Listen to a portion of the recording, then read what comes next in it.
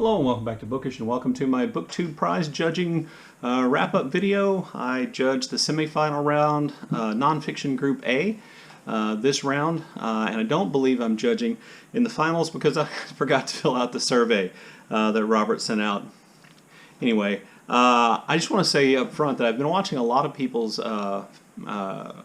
videos about judging in the fiction category, and they've kind of made me glad I judged nonfiction, because the 6 books I got to read for this round: Catch and Kill by Ronan Farrow, See People by Christina Thompson, Say Nothing by Patrick Radden Keith, The Yellow House by Sarah M. Broom, Solitary by Albert Woodfox, and Underland by Robert McFarlane. I thought all 6 of these books were very good.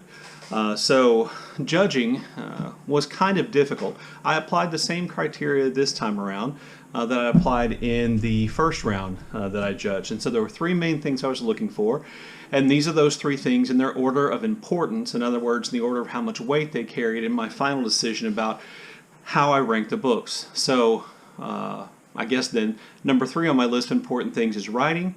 You know, how good is the writing? And for me, in that way, it really is just kind of the thing that might help me decide between one book and another. 2 was the impact the book had on me. How much did it change my way of thinking? How often have I thought about the information contained in the book? You know, how many of those stories or ideas or stuff have come up and have become a part of my thinking? You know, how emotional they make me, how angered they make me, those kind of things. And then number 3 was the importance of the topic of the book. To me, the importance of the nonfiction should weigh in to my decision making about which books to put forward and how to rank the books. I know not everybody agrees that importance should be a part of ranking a book, but I do, and you know, this is my system and my way of doing it. So I'm just going to go through the books in the reverse order in which I ranked them, and just talk about each really briefly. So the book I ranked at number 6 was Catch and Kill by Ronan Farrow. Now I want to remind you that I thought all of these books were very good. There's not a bad book, in my opinion, in this stack. So for this book, the writing was good. Ronan Farrow can clearly write. In terms of impact, to be honest with you, after I finished and put it down, even though I thought it was a good story, well told, it didn't have a tremendous amount of impact on me. And then in terms of importance, I didn't rank it very high in terms of importance. And before anybody expresses outrage that I don't think the Me Too movement is important, and I don't think the sexual assault, harassment, rape of women is important, I do think those things are incredibly important. But the honest truth is, this book isn't about that. This book is about how Ronan Farrow broke that story. You know, it's about how Ronan Farrow came up with the information that he published in the New Yorker. If I'd read the New Yorker articles as a book, I would have rated it much higher in terms of importance. But this book is a lot about Ronan Farrow, who he is, what he went through, what he thought, who he knows, his relationship, his work relationships, how his job changed, was he being followed. It's a lot about how the story was reported and not a lot about the actual story of these women who were assaulted by Harvey Weinstein. At least that was my opinion. So because that's how I rated the book, I put it as number 6. Also, there are other books that cover this topic of sexual assault against women, how common it is and how often it's covered up, that I think cover that topic better. And again, I'll point out that to me this book was about Ronan Farrow's experience and not about the experience of the women who he reported about. So then at number 5, I put See People, The Puzzle of Polynesia by Christina Thompson. I thought this was a good and interesting work of history.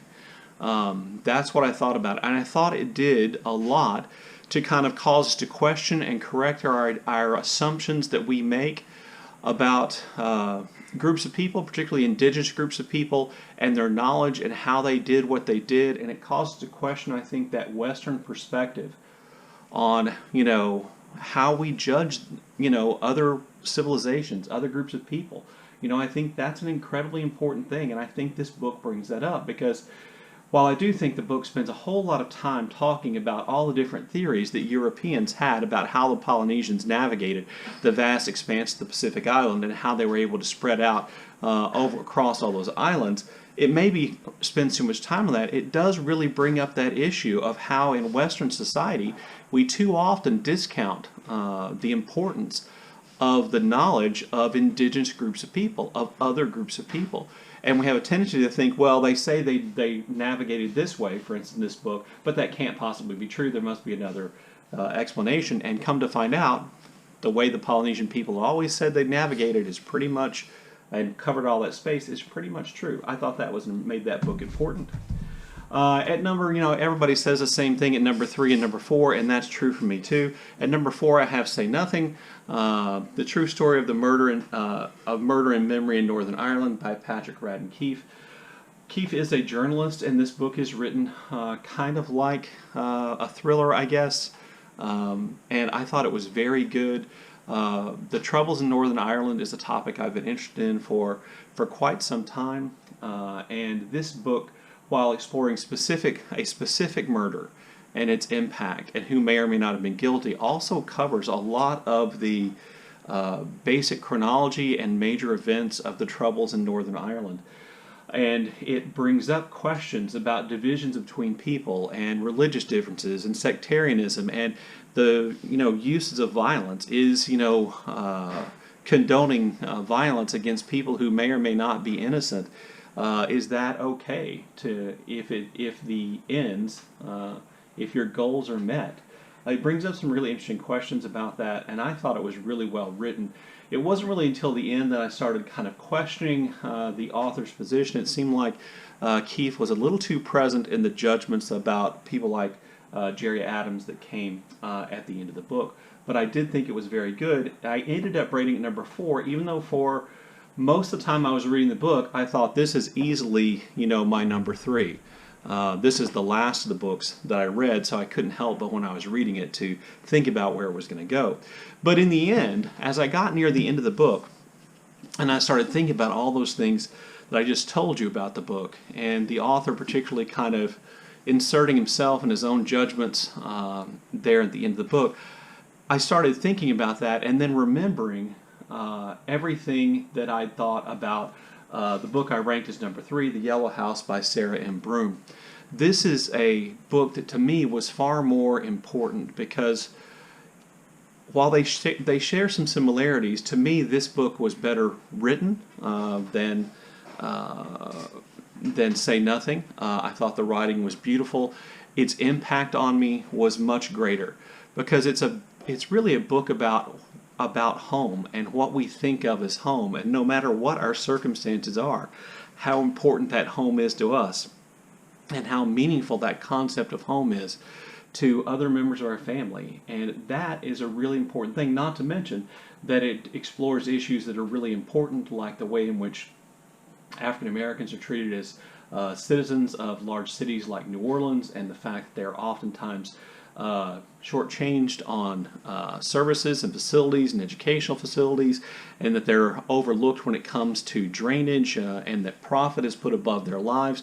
Those are really important topics. And so for me, Broom's book is the one that just kept nagging at me. As I was reading Say Nothing, I was remembering things about Sarah M.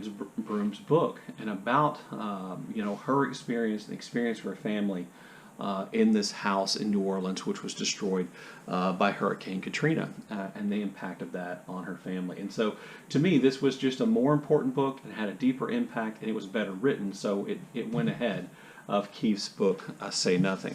At number 2, I put the book that I ranked number 1 in the first round of the Booktube Judgment, and here again is where one of those situations where writing is going to probably be the tiebreaker for me in this. So this is the story of Albert Woodfox, a man who was a criminal and sent to prison. And while he was in prison, he was accused of a murder, which he definitely did not commit.